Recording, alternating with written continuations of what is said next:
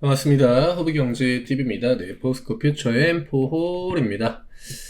오늘 퓨처엠이 주가가 괜찮게 올랐습니다. 3.9% 올랐고, 포홀이 이제 1.7%인데, 포홀은 저항 27만원. 제가 이 가격대가 어쨌든 간에 첫 번째 허들이 다리고, 이 가격대를 넘겨주면 우리가 그 다음부터는 좀 편하게 볼 수 있다라고 정리를 해드렸죠. 오늘 이 가격을 첫 번째로 좀 터치를 해준 그런 캔들 윗꼬리이기 때문에 오늘의 윗꼬리는 뭐 이렇게 나쁘게 볼 건 없고 오히려 긍정적인 측면이 조금 더 많이 담겨 있다라고 볼 수 있고요.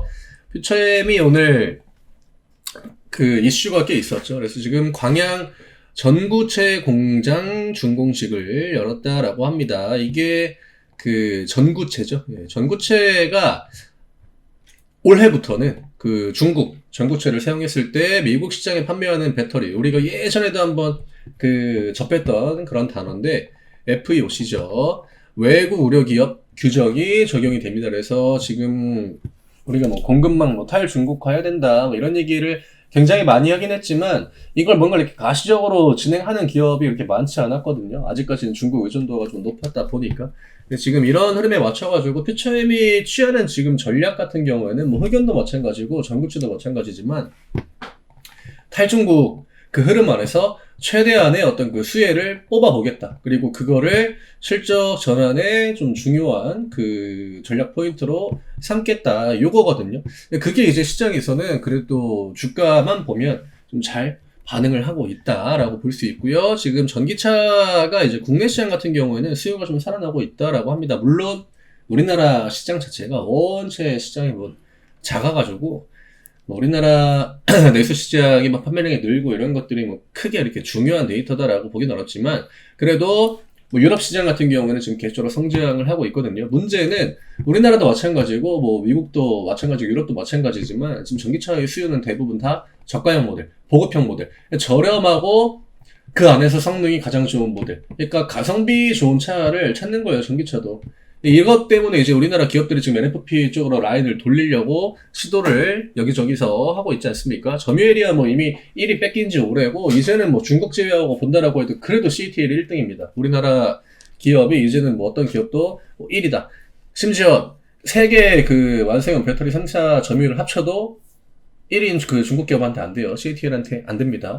예, 그러다 보니까 이제는 전략을 좀 이렇게 수정을 해가고 있죠. 근데 아직도 뭐 이렇게 기사 같은 거를 제가 보면요, 이렇게 댓글 같은 걸 보면 여전히 뭐 그 NFP에 대한 좀 부정적인 인식을 갖고 계신 분들이 있더라고요. 막 그 뭐라고 하더라. 뭐 우리나라 기업들이 뭐 LFP 기술 투자를 뭐 안 한 거 아니다. 뭐 이거 우리가 잘못한 게 아니라 그냥 시장이 그냥 그렇게 변한 거다. 뭐 이렇게 또 얘기를 하시는 분들이 계시던데 중요한 건 그게 잘못됐다는 거죠. 그 전략을 취했기 때문에 우리나라 기업들이 지금 도태가 된 겁니다. 애초에 뭐 인플레가 이제 오는가 동시에 고금리 시기로 들어가게 됐고 결국 그 고금리다라고 하는 거는 이자가 세다라는 거거든요. 차를 누가 현금 달십을 주고 현금 다발 들고 가가지고 차를 구매하는 사람이 어디 있겠습니까? 그렇죠? 그런 분들이 많진 않죠. 예, 대부분 다 어떤 뭐 대출이나 아니면 그 이제 뭐 할부 그런 개념으로 그 차를 이제 구매하시는 분들이 많기 때문에 점점점 소비자들은 저가형 모델, 좀 저렴하고 그 안에서 성능이 좋은 모델, 그리고 LFP가 예전보다는 기술이 많이 올라왔다는데 우리나라 기업들의 그 수장분들 얘기를 들어보면은 다 인정합니다. 이분들도 인정을 하는데 이제 그 뭐 어떤 분들이 그게 아니다 뭐 이렇게 막 부정을 하시더라고요. 그 우리나라 수장 그 배터리 3사 이제 수장분들이 인정한 게 뭐냐면은 그러니까 어쨌든 간에 이 NCM 3원계 배터리가 성능이나 그 효율성, 뭐 재활용이 되고 그 다음에 응용력 이런 부분들이 좋기 때문에 결국에는 이 노선으로 갈 줄 알았던 거예요. 지금이야 뭐 LFP가 더 잘 팔리고 NCM이 좀 덜 팔리고 해도 결국 LFP는 지금 이제 그 빈틈을 노리고 들어온 배터리이고 나중에 시간이 계속적으로 지나게 되면은 NCM이 주류가 될 수밖에 없다. 하지만 이 시기가 굉장히 길어지고 있고 또 이 시기로 인해서 적자가 늘어난다라고 하면은 이런 부분들은 지금 수정한 것처럼 병행을 해야죠. 매출을 최대한 좀 끌어내야 되고 애초에 미국에서도 이런 니즈가 있었거든요. 그러니까 미국 시장 같은 경우에는 중국 그 배터리나 뭐 중국 전기차 이런 거에 대해서 배제를 철저하게 하고 있기 때문에 LFP를 통해서 좀 저렴한 모델을 미국의 완성차 기업들이 좀 그 도입을 하려고 했습니다. 근데 우리나라 기업들한테도 요청을 했었는데 그 뉴스가 작년에도 많이 나왔거든요.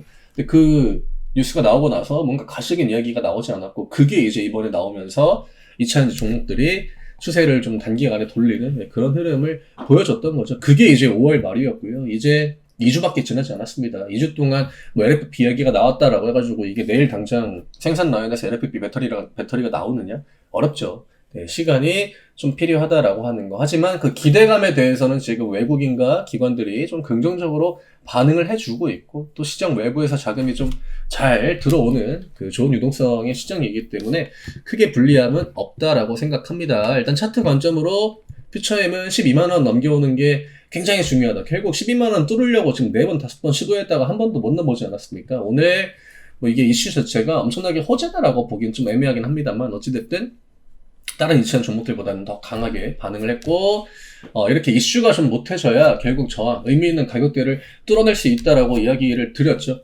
최근에 이치한 종목들이 그냥 호재도 없고, 뭐 지난번에 LFP 이후로는 이야기가 딱히 나오고 있는 게 없기 때문에 대부분 다 이런 저항 라인에 걸려가지고 시도했다가 밀리고 계속 그냥 횡보 형태로 나왔죠. 이런 식으로 피처엠처럼 이슈 같은 거 던지고 위쪽으로 들어 올리게 되면은 이제는 좀 가시적인 어떤 그 추세의 반전도 우리가 좀 기대를 해볼 수 있지 않을까. 포홀도 오늘 흐름 나쁘지 않았습니다. 포홀은 27만원 뭐 터치해줬기 때문에 이제는 27만원 위쪽으로 좀 안착해주는 그런 움직임을 기대를 해봐도 될 것 같고요. 최근에 이 최강주들이 좀 가격이 잘 올라가고, 또 지주사, 뭐 홀딩스 이런 종목들이 올랐는데, 포홀이 뭐 다른 종목들처럼 막 그렇게 많이 오르진 못했습니다. 왜냐? 포홀 같은 경우에는 일단은 주가가 이렇게 굉장히 좀 강세를 보였던 그런 또 종목이기도 했고, 최근에 시장에서 강한 반응을 보였던 그 지주사 종목들은 시장에 뭐 좋든 안 좋든 뭐 3년, 4년, 5년 동안 계획적으로 그냥 밑바닥에서만 움직임을 가져갔던 다 저PBR 종목들이거든요. 네, 그래서 이게 포홀도 뭐 지주사인데 왜 주가가 못 올라가냐 이렇게 생각하면은, 그거는 애초에 출발선 자체가 굉장히 좀 다르기 때문에 1대1로 비교하는 거는 크게 의미가 없고요. 최강 쪽도 좀 저PBR 영역 안에 있는 그 분위기를 좀 받았었죠. 뭐 어찌됐든 철강도 지금 포홀이 다시 한번 투자를 늘려가고 있고, 좀 먼저 사업이 개선되는 쪽에 집중을 하고 있기 때문에 실적이 개선이 좀 얼마나 빠르게 되느냐, 그리고 그런 것들이 얼마나 좀 가시적으로 숫자를 통해 확인이 되느냐, 이거에 따라서 이제 또 3분기로 넘어가면 2분기 실적 발표하지 않습니까? 그 2분기 실적에 조금 더 기대감이 붙어줄지, 그 기대감이 어찌됐든 간에 그 추세의 그 기울기나 탄력 같은 거를 결정질 확률이 굉장히 높다라고 저는 생각을 합니다. 그래서 오늘 이 정도로 좀 정리를 해드리면 될 것 같고요. 전기차 시장 자체는 막 그렇게 분위기가 나쁘지는 않아요. 다만 우리나라 이제 기업들의 경쟁력이 너무 이제 기존의 고가 모델에만 좀 집중을 하다 보니까 많이 떨어졌다 뿐이고, 이거를 돌려나가려고 하는 시도는 오늘도 또 내일도 계속적으로 진행이 되고 있습니다. 저희 텔레그램 또 이제 수익 내역이 또 올라왔네요. 오늘 또 다양한 내용들을 올려드렸고, 지금 시장 뭐 굉장히 좋죠.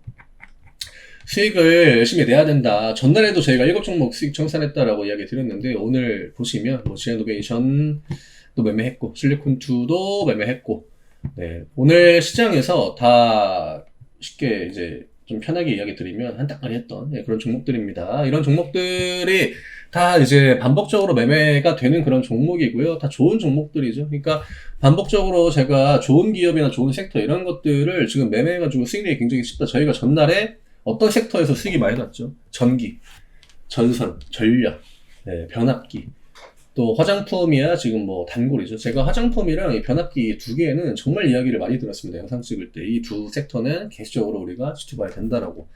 제가 또 이제 그 해당 영상들을 많이 이제 영상을 찍고 있기도 한데, 이렇게 수익 내기 어려운 시장이 아니니까 지금 시장 좀 적극적으로 동참하셔가지고, 2차전지가 속도가 지금 빠르지 않습니다. 하지만 이게 뭐 속도가 느리다라고 해서 그냥 불장 내 것도 매수가 올라올 때까지 그냥 하염없이 기다리는 그런 포지션, 굉장히 손실 아닌 그 손실이죠. 기회비용을 다 날리는 그런 대응이 될 수 있기 때문에 지금은 잘 가는 섹터를 공략함과 동시에 내가 이제 기존에 들고 있던 것들이 얼마나 좀 빠르게 반등이 나오는지 이런 것들을 동시에 좀 체크를 해야지, 그냥 물려있는 것만 기다린다라고 해가지고 의미 있는 시장은 절대 아닙니다. 네, 저희 텔레그램 들어오셔서 내용들도 한번 확인해 보시고 같이 한번 해보시는 것도 저는 권해드리고 싶어요. 요즘 같은 시기가 뭐 진짜 기회의 장세죠. 저는 내일 다시 또 인사드리도록 하겠습니다. 감사합니다.